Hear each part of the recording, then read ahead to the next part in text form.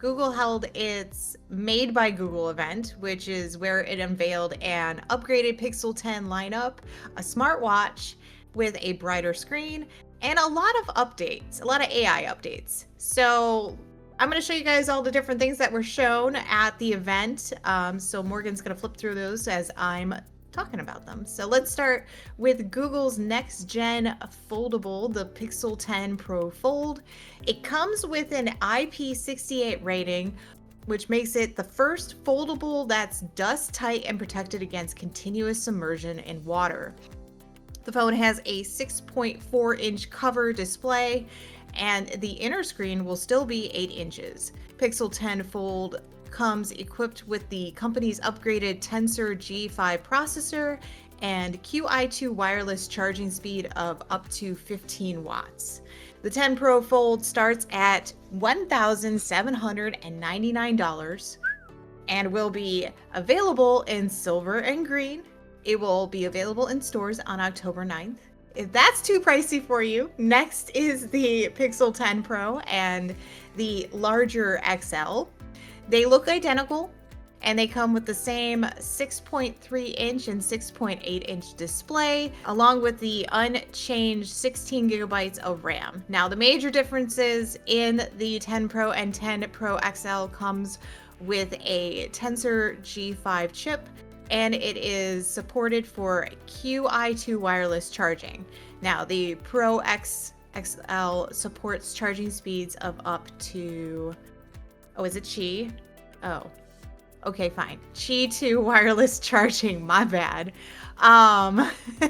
The Pro XL supports charging speeds of up to 25 watts, while the smaller 10 Pro is at 15 watts. Storage options are 256 gigabytes, 512 gigabytes, or 1 terabyte. The 10 Pro starts at $999. And the 10 Pro XL starts at $1,119. This phone will be available starting on August 28th. Now, that's not all.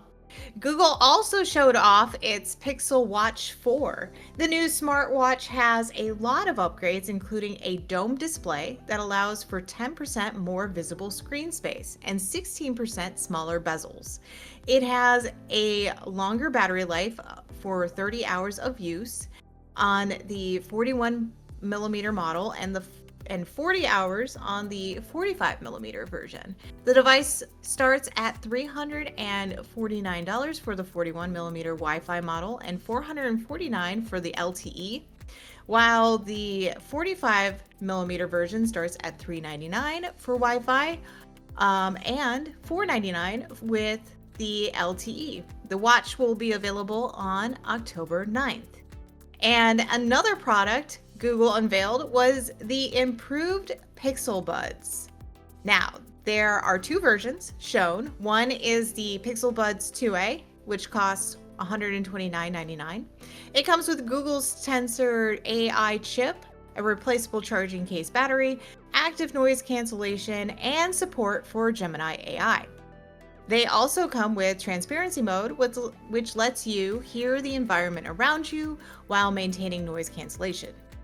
The Buds 2A will be in black and purple on October 9th. The second is the Pixel Buds Pro 2, which is getting an upgrade. Now, they will have adaptive audio, a new feature that automatically adjusts sounds to how loud your environment is, as well as noise protection. Other features include ability to nod or shake your head to answer or decline phone calls and respond to texts. Now, that will come out in a new color, which will be silver. And lastly is the AI features. The Pixel phones will get a new Magic Cue tool that can make proactive suggestions based on what you're doing on your phone.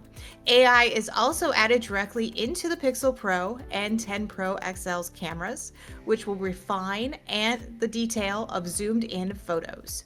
The phones will also offer an AI coach to help improve your shots, as well as AI journaling and translator apps.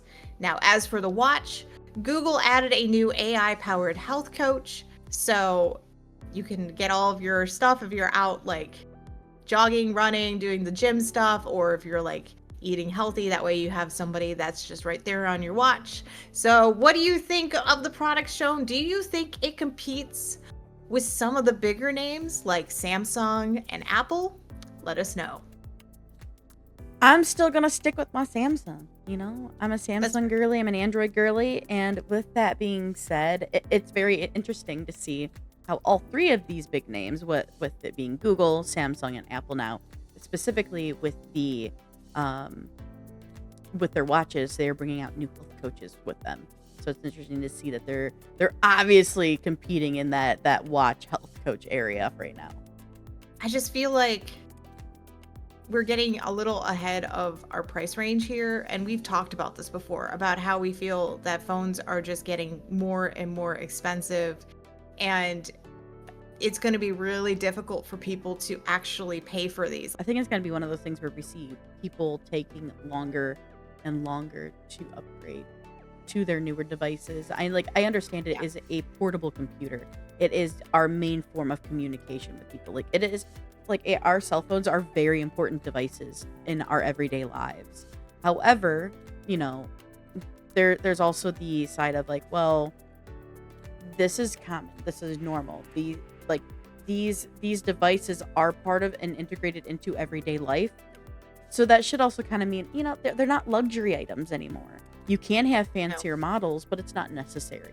So I think these pricings, and especially where the economy is not a good idea. But one can also argue that they are priced because of how the economy is and because of the Right. tariffs and trying to get all the pieces and all the hardware they need to put into it doesn't always just come from here in the US. So Mhm. that could be another reason to why they are the pricing that they are. Not that I think they should be that.